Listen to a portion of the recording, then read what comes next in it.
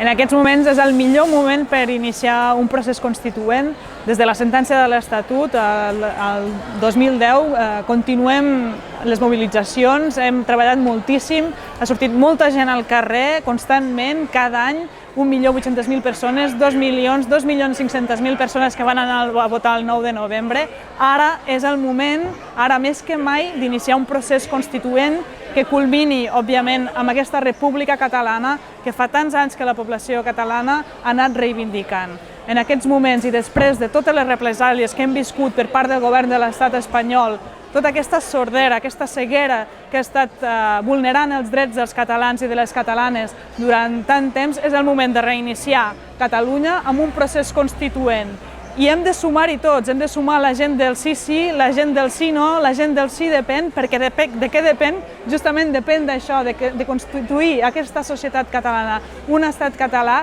que realment serveixi per a les persones, per a la gent, i que no vulneri més els drets de les persones, on els drets socials, els drets nacionals siguin la flor de la llibertat dels catalans i de les catalanes que realment han estat reivindicat tot això durant molts anys i ara tenim una oportunitat única per dur-ho a terme.